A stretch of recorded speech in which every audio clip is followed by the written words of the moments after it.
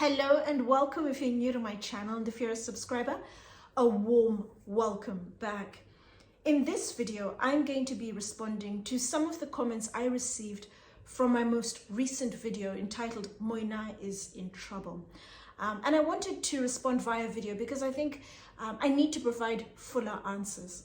I'm Anesu Sagonda and I produce educational luxury content for anyone after the finer things, whether you're new to money and wanting to learn how to navigate the terrain, or you're into luxury but you want to focus more on high quality under the radar brands, or you're young and starting out in life and wanting to reap the benefits of buying better quality from the get-go, then my content is geared towards you.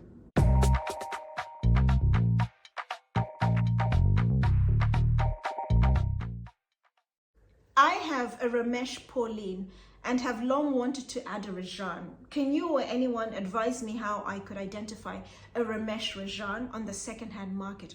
How does one date Moynat bags? There is a difference between pre-2020 when Ramesh was there and post-2020 when he had left. I'm not 100% certain, but what I think will be the best way forward is, unfortunately, it needs a bit of patience on everyone's part. But my recording schedule I have planned for the next 6 months. And I already have travel in place. I'm going to be out of Europe for the next 6 weeks. As soon as I come back, I have been able to secure a pre-2020 Rajan.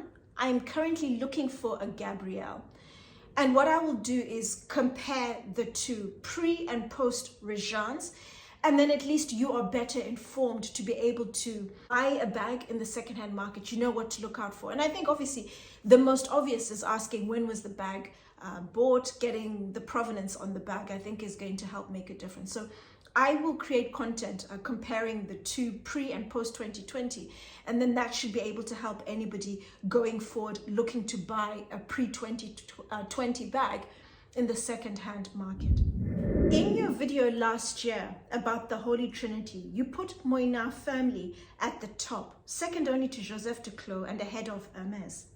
Selected the Fauré as a showcase bag for the brand and said that Nicholas Knightley had, and I quote, raised the game. That was 8 months ago. I'm having trouble reconciling that video with your view today. Surely the quality has not dropped off a cliff in the space of just 8 months, which was already long after Ramesh had gone. When Ramesh joined Moynat in 2011 to revive the brand, it originally opened in 1849 and then it closed after a period of time, and then the brand was reopened in 2011 to compete, to rival Goya as a solid trunk maker. And when Ramesh built the team at Moynat, he built an incredibly strong team. And I know this because I spent time with Ramesh. I'm going to attach the video above, which I'm sure the majority of my core viewers are aware of. And in that video, we spoke in detail about his time at Hermes, and then Moynat, and then Joseph Duclos. And with each move, Hermes to Moynat, and then to Joseph Duclos, it was like building blocks. And now he's at a point where he's at his best, he's firing on all cylinders, and we're going to see some of his most outstanding work at Joseph Duclos. And what he's doing at Joseph Duclos, he did at Moynat, building an incredibly strong team, a team that understands him, his high standards when it comes to the leathers, the quality of the work, the craftsmanship, the details, and performing all of that to the very highest standards. That is who Ramesh is. And as I've said before, and I'll keep saying this, I don't think people truly appreciate how much of a unicorn Ramesh is. I don't think we'll ever see a creative director, at least in my lifetime, like him. Someone who is creatively a genius, coupled with his technical experience, his exposure, his prowess. He has that technical ability as well as the creative aspect. And creative directors are typically creatively focused, but he has both. So he works with his team to ensure that firstly, he's producing creatively commercial designs and then bringing them together from a technical aspect at a very high level. And that's what he would have done at Moynat and trained the team. He had 10 years with the team. So the team was trained to a very high standard. They knew him and the quality of the work that was expected of them. And when he left the brand and Nicholas Knightley came in, Nicholas Knightley's first designs that I mentioned, I'm going to attach the video above, would have benefited from Ramesh's team that had been trained to a very high standard. They would have executed all of those bags to an incredibly high standard. The cover picture, the flurry with the marquetry was game-changing, but very few people actually appreciated the level of craft that went into achieving the marquetry. The research Ramesh had done and then putting it together was absolutely outstanding. And Nicholas Knightley would have been able to benefit from that on his flurry and continue and bask from the success, from the hard work that Ramesh had been able to instill in the team at that time. And then throw into that, Moynat is owned by Louis Vuitton Moët Hennessy. They are an incredibly organized organization. For them to achieve the level of success that they've achieved, they are performing at a very high standard. They would have purchased sizable quantities of leather so that they have leather in stock, they don't run out. And they would have had contracts in place to ensure that they have leather coming in, they never run out. But at some point, their supplies would have run out and they would have possibly considered changing suppliers because they now have a different team. They don't have somebody who is leading the team. Like I said, you need a creative director who is leading the team, who's taking charge and leading the ship.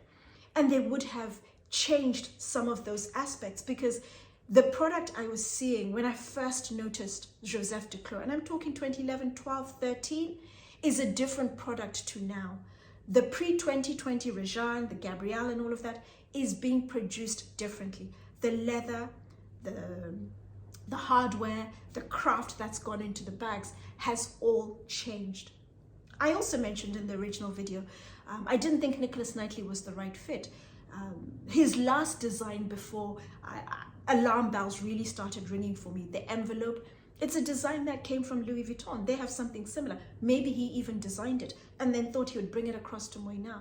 That's not the type of design for Moynat. Moynat consumer needs something that's a lot more technically advanced than the envelope. And I just thought, what is he producing? It doesn't even have hardware in terms of a clasp or anything. There is a strap.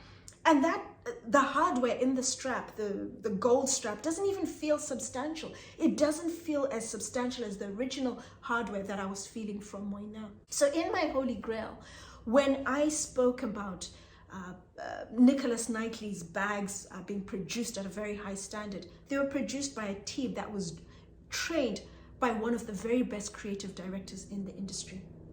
Times have changed. Some of the workers may have left, training new people who haven't been trained to the same high standard as the original team. So now we're starting to see the differences. What I mentioned before, change in the leathers. Louis Vuitton Moët Hennessy may not have gone back to the original suppliers. They may have thought, let's get something cheaper. What will the consumers notice? I don't know. Possibly change the hardware.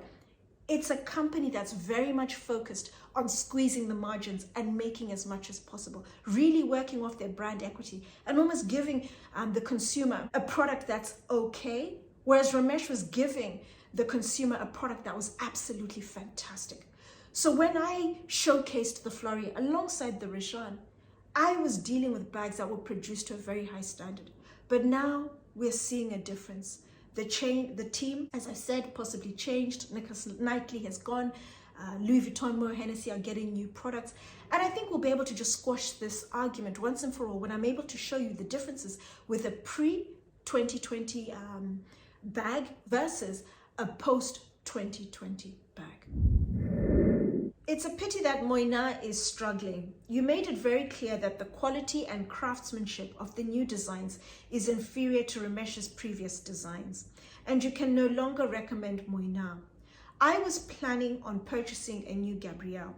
Has the craftsmanship and quality of the Gabrielle now being introduced deteriorated since Ramesh, or is it just the new designs? Are they cutting corners with old designs like Rajan and Gabrielle? The quality and the craftsmanship is definitely different. The new designs, as I mentioned in the earlier video, his first batch of designs very much benefited from the team, the original team that Ramesh would have left, that were trained to high standards, so that have executed those bags incredibly well.